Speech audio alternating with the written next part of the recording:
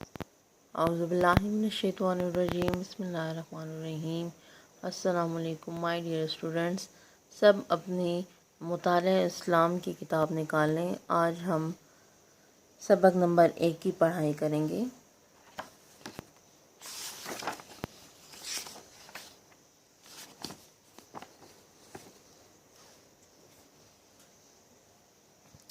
سب سے پہلے ہے باب اول عقائد اسلام، سبق نمبر 1 ہے اللہ تعالیٰ پر ایمان۔ آج کی ڈیٹ اس پہ مینشن کر دیں، آج 25/6/20 ہے، 25 جون 2020۔ اپنی پڑھائی شروع کرتے ہیں۔ اتوار کا دن تھا۔ طارق اپنے دوستوں کے ساتھ دیر تک فٹ بال کھیلتا رہا۔ جب وہ گھر واپس آیا تو اسے سخت پیاس لگی ہوئی تھی۔ امی جان نے اسے ٹھنڈے پانی کا گلاس لا کر دیا۔ اس نے کرسی پر بیٹھ کر بسم اللہ کہا اور سنت کے مطابق 3 سانسوں میں پانی پیا۔ اس نے الحمدللہ کہا، پھر اپنی امی کا شکریہ ادا کیا، پھر کہنے لگا، پانی بھی اللہ تعالیٰ کی کتنی بڑی نعمت ہے۔ قریب بیٹھے طارق کے ابا جان بولے، ہاں بیٹا، پانی اللہ تعالیٰ کی ایک بڑی نعمت اور نشانی ہے۔ قرآن مجید نے پانی کا ذکر کرتے ہوئے اللہ تعالیٰ نے اس بات پر غور و فکر کرنے کا حکم دیا ہے۔ ارشاد باری تعالیٰ ہے، افرأیتم الماء الذی تشربون اانتم انزلتموہ من المزن ام نحن المنزلون۔ ترجمہ ہے، کیا تم نے کبھی اس پر غور کیا جو تم پیتے ہو؟ کیا اس سے بادلوں سے تم نے برسایا ہے یا اس کے برسانے والے ہم ہیں؟ اس آیت میں اللہ تعالیٰ یہ فرما رہے ہیں کہ جو پانی آپ پی رہے ہیں، کیا تم نے کبھی اس بات پر غور کیا ہے کہ یہ آتا کہاں سے ہے، اس کو برساتا کون ہے، اس کو برسانے والے تم ہو یا ہم خود ہیں؟ اس آیت میں اللہ تعالیٰ ہمیں اس بات پر غور کرنے کی ترغیب دی ہے کہ جو پانی ہم پیتے ہیں وہ ہم تک کیسے پہنچتا ہے اور اسے پیدا کرنے والا کون ہے، اسے ہم کہاں کہاں استعمال کرتے ہیں اور یہ کس طرح ہماری زندگی میں سہولت پیدا کرتا ہے۔ طارق ابا جان، کیا سائنسدان یہ معلوم کر چکے ہیں کہ یہ جو پانی ہم پیتے ہیں ہم تک کیسے پہنچتا ہے؟ ابا جان، ہاں بیٹا، سائنسدانوں نے بہت محنت اور تحقیق کے بعد پانی کے اس زبردست نظام کو جان لیا ہے۔ اس کو دور آب کا نظام، واٹر سائیکل کہا جاتا ہے۔ صفحہ نمبر 2 پر آ جائیں۔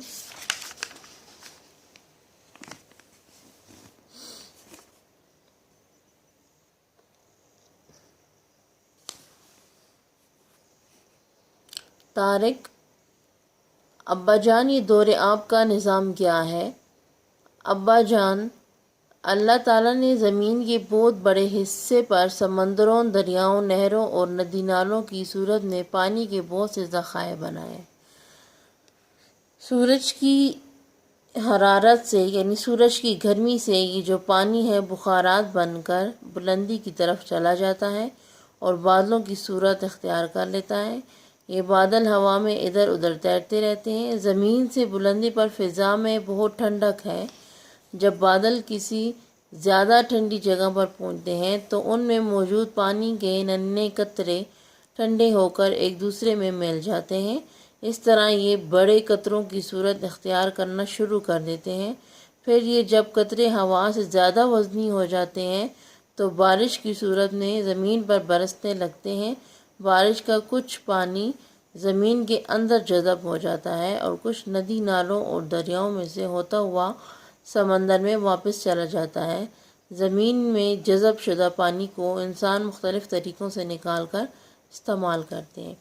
نیچے یہ آپ کو تصویر نظر آ رہی ہے، یہ واٹر سائیکل یا دور آب کی تصویر ہے۔ اس میں باقاعدہ پروسیس دکھایا گیا ہے پانی کا، کہ پانی کس طرح زمین سے آسمان بادلوں میں کی طرف اوپر ہوا کی طرف جاتا ہے، فضا کی طرف جاتا ہے اور بادل کیسے بنتے ہیں اور پھر بادل سے بارش کیسے ہوتی ہے۔ یہ آپ دیکھ رہے ہیں، یہ زمین ہے۔ زمین میں زیادہ تر حصہ جو ہے وہ سمندر، دریاؤں، نہروں اور ندی نالوں پر ہے۔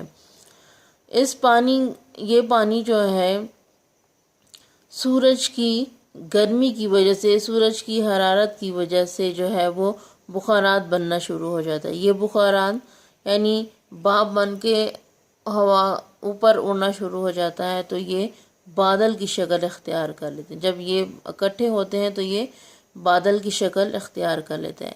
پھر یہ ہوتا ہے کہ ہوا جو ہے وہ بادلوں کو ادھر سے ادھر لے جاتی ہے اور زیادہ اوپر کی طرف لے جاتی ہے، تو اس میں پانی جو ننھے قطرے جمع ہوتے ہیں وہ ٹھنڈک کی وجہ سے کسی دوسری جگہ پر جا کر زمین پر برسنا شروع ہو جاتے ہیں۔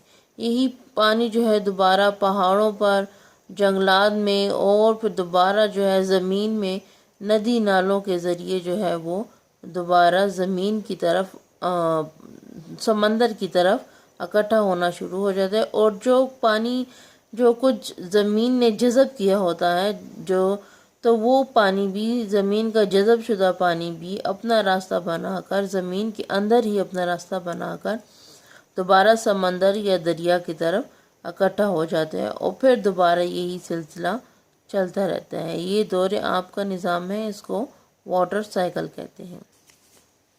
صفحہ نمبر 3 پر آ جائیں۔ قرآن مجید میں بھی بارش کے اس نظام کا ذکر کیا گیا ہے اور اسے رحمت قرار دیا گیا ہے۔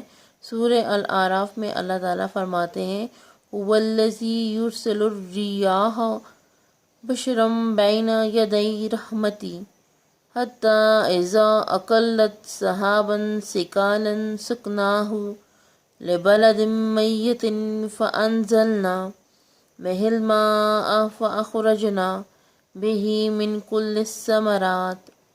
اس کا ترجمہ ہے، اور وہی ہے جو ہواؤں کو اپنی رحمت بارش کے آگے آگے خوشخبری لیے ہوئے بھیجتا ہے، پھر جب وہ ہوائیں بھاری بادلوں کو اٹھا لیتی ہیں تو ان بادلوں کو مردہ خشک زمین کی طرف بھیج دیتا ہے، اور وہاں بارش برسا کر طرح طرح کے پھل نکال لیتا ہے، اور یہ طاقت جو ہے وہ صرف اللہ تعالیٰ کے پاس ہی ہے۔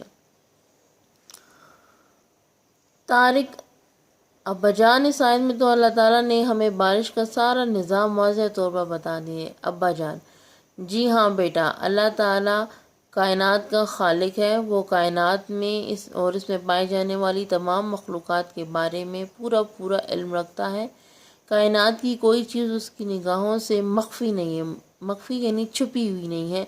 بارش اس کے حکم سے برستی ہے اور اسی کے حکم سے ہوائیں بھاری بادلوں کو اٹھا کر فضا میں ادھر سے ادھر لے جاتی ہیں۔ وہ کائنات کا مدبر، متنظم اور مالک ہے۔ یہ سارے کام کسی کی مدد کے بغیر کرتا ہے، سب اس کے محتاج ہیں، وہ کسی کا محتاج نہیں ہے، وہ اکیلا ہے، اس کا کوئی شریک نہیں ہے۔ اس کی ذات پر ایمان رکھنا دین اسلام کی اولین تعلیم ہے۔ طارق: ابا جان، اللہ تعالیٰ پر ایمان لانے سے کیا مراد ہے؟ ابا جان: ایمان کے معنی یقین کے ہیں۔ اللہ تعالیٰ پر ایمان رکھنے کا مطلب یہ ہے کہ اللہ تعالیٰ کی ذات کو سچے دل سے مانا جائے، اس پر پختہ یقین رکھا جائے۔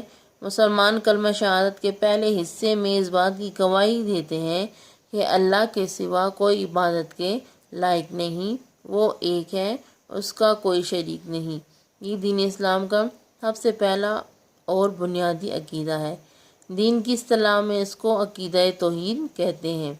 طارق: توحید سے کیا مراد ہے؟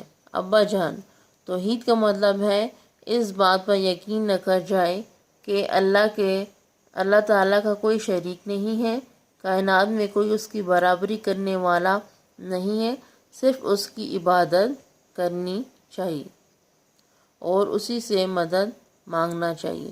عقیدہ توحید سے انسان کے فکر و عمل اور شخصیت میں نمایاں تبدیلی رونما ہوتی ہے۔